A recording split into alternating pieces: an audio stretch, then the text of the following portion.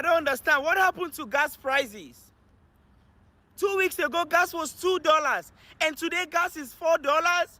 You guys, did gasoline go to college and come back with a master's degree in pricing? Oh my God! I came to get gas, and the pump is looking at me like a bank loan officer, asking questions like, say, are you ready for these financial decisions? What is going on, yeah? Look at gas prices. What is going on, yeah? How are we gonna survive? Driving in America is now luxury. Oh my God! How are we gonna survive, yeah? How? $4? Oh my God! Oh my God! $4, guys! $4! I can't move! I can't move! Gas is $8.21 a gallon in California right now. Actually, that was yesterday, the video I saw. I'll tag it below. So, who knows what it is today? Are we great yet? They weren't lying, guys. It's real. People out here taking pictures. They don't even believe it. $8. $8.21. You might as well get you a horse. Yeah, we're cooked. $1.49 for gas in Canada, bro. Yeah, GG's, we're hanging it up, bro. Canada, please end this war now. Gas prices in China are going up tonight. I saw the news this morning, so I'm heading to the gas station to refill up my car. These are the crazy long gas lines in China. As you can see, this is very reminiscent of the late 1970s gas prices when Jimmy Carter was in office. This is what Donald Trump is doing. He is squeezing China's oil to cause chaos in that country. This is brilliant, and this is why we are stopping the flow of oil going into China. This right here.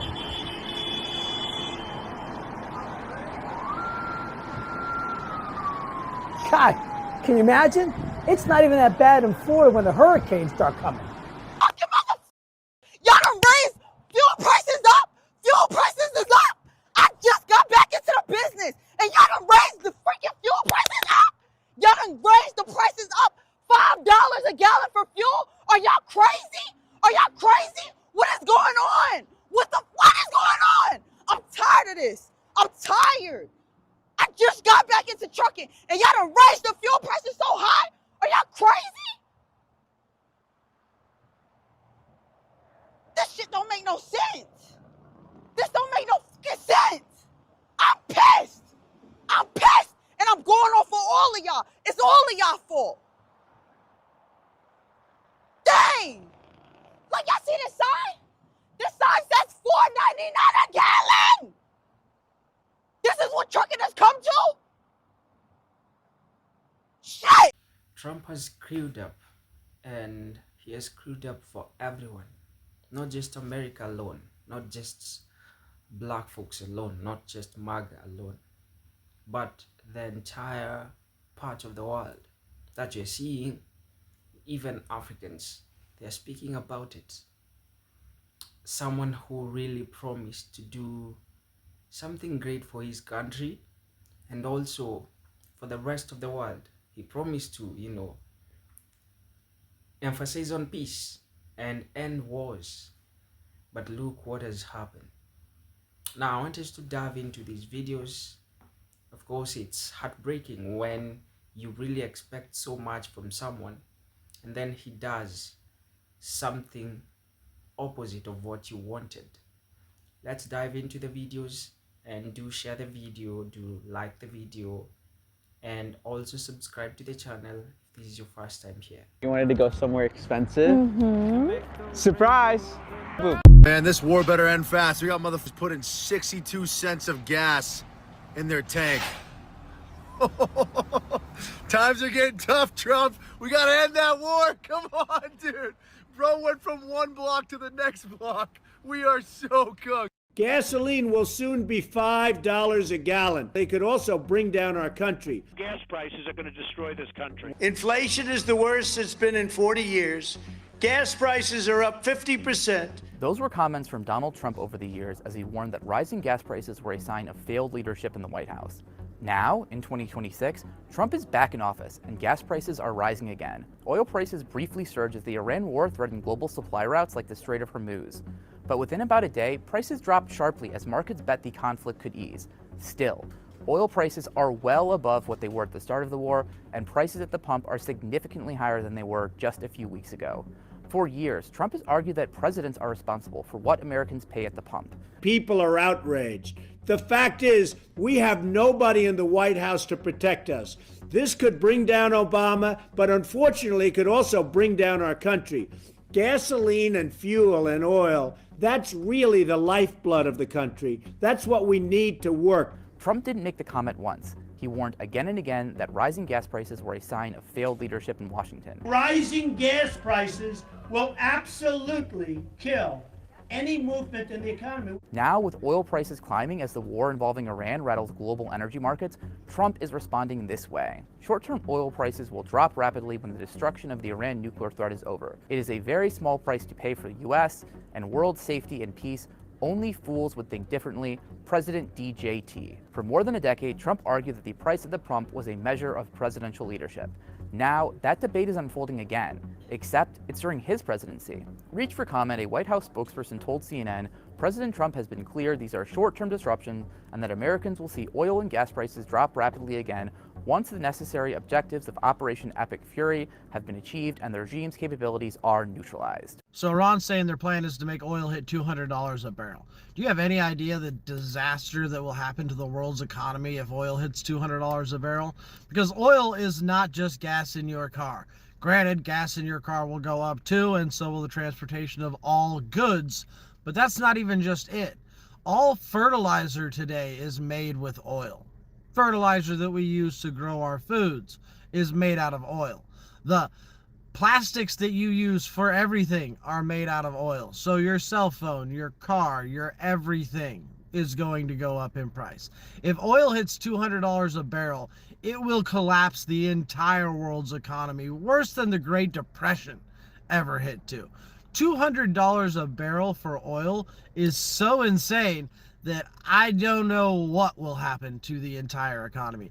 The after effects will continue to reverberate throughout the economy for months and months. Like if they were to end this war today, we would still feel the price shocks. If they get oil to $200 a barrel, it's worse than the Great Depression. Here I am filling up again, and gas now is $3.49 a gallon here in South Florida in the Fort Lauderdale metro area. Donald Trump, I want to thank you for the brilliance of this war. You're going to cost the American people billions and billions and billions of dollars, not to mention the lives of American sons and daughters that won't come home.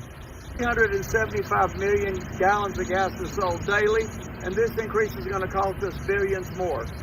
Gas going up 60 cents a gallon here in South Florida. That's $225 million extra the oil companies are making off of us daily. That's 375 million gallons sold. Donald Trump, you're definitely making your oil buddies rich, and you need to be called out for it. Likewise, the Republicans in the Senate that voted to stop against the War Powers Act to stop Donald Trump in this war, the Republicans own this war along with Donald Trump. If you like us being in the war, you like these high gas prices, all the economic problems, and the sons and daughters not coming back to the United States because of Donald Trump, vote differently this fall.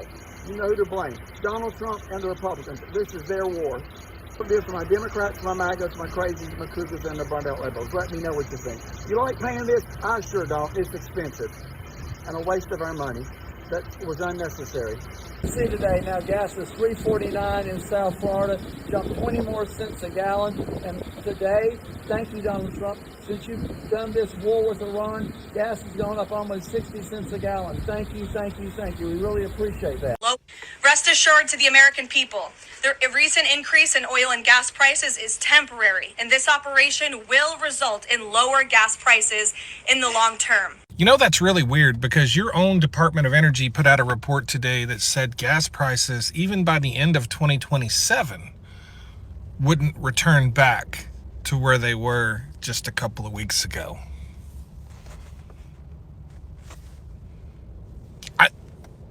I'm just saying. So I guess I'm just curious if your own Department of Energy and your own EIA states what they stated today. Where are you getting your information from exactly? If you're not getting it from your own experts, Could it be from your energy secretary who said this morning that gas prices will return to normal within weeks, not months? The guy that is the head of this agency? Thanks. Yeah.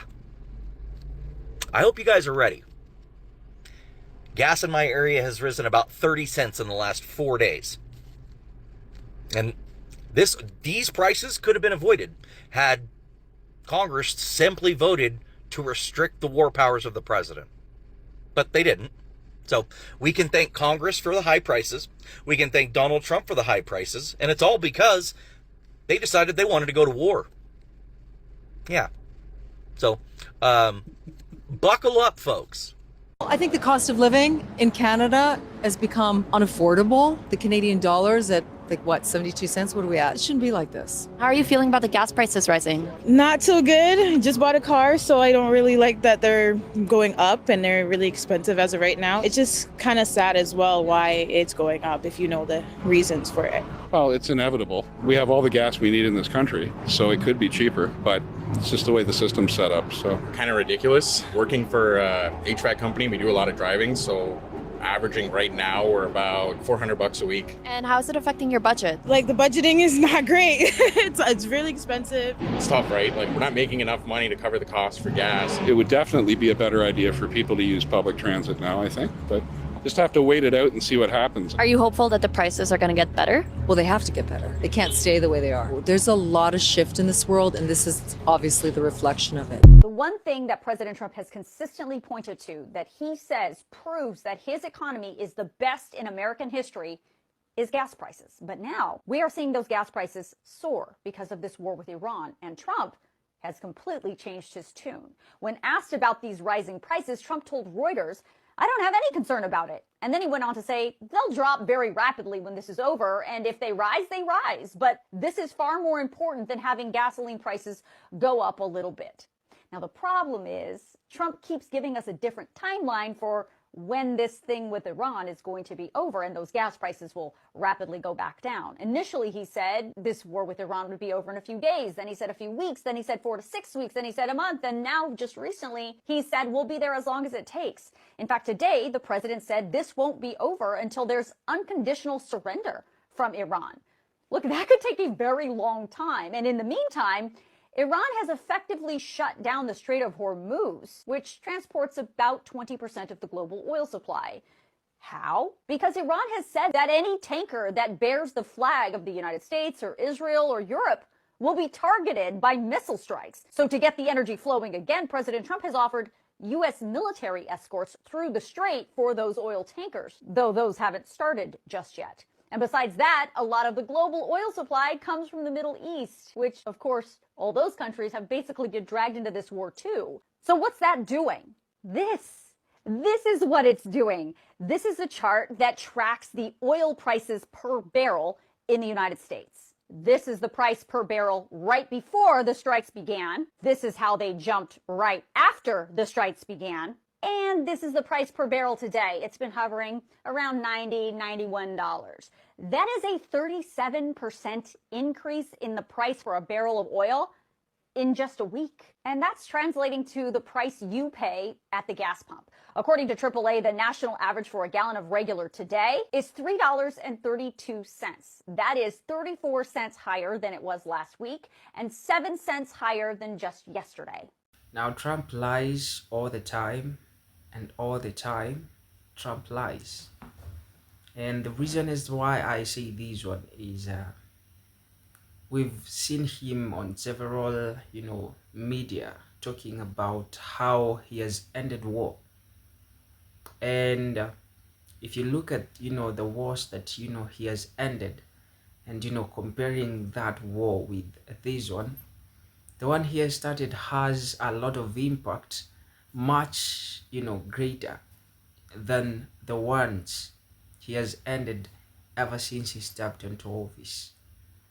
I'm very sure that, the life is not that easy to Africans, to Asians, and not just because of them making bad decisions, but it is because of one single person who really promised to deliver, who really promised to give, the world the best. But turns out that, he gave the very opposite of what, he promised the people. And I'm very sure that, black folks knew this, and they foresaw this, because from the very beginning, they never advocated for Trump. And you saw a good number of them, I'm not saying all of them, but a good number of them never wanted Trump to get into power, simply because they knew that, he had this, politician aura, that, these good words, trying to fit in, and, trying to reason with, and, try to show that, his audience, that he has empathy and he feels what they feel. And he tried to get into their minds and told them that, these people have been taking your opportunities, and what I'm going to do when I get to their office, I am going to, wipe them from our country. And the reason for, taking them and, deporting them, it's simply because they've taken opportunities for Americans, and, they are also misbehaving. And you get to ask yourself, now, of course, some immigrants may misbehave, and that's a problem that everyone is facing, not just in America. Even if you go to Asia, if you go to Africa, there are those minimal problems that we have as a society, because we cannot have all people doing it right. We'll have some people who will not do it right. And so just because of that small percentage of them that don't do as per the law requires, he says that we are going to take them away simply because they're not doing it right. And the question becomes, is everyone doing it right? Even when Charlie Kirk was taken down, they rushed to investigate and to get, the culprit. In their minds, I knew they thought that this is one of the immigrants, or, a black fella, because these are the people that, have the propensity to do this.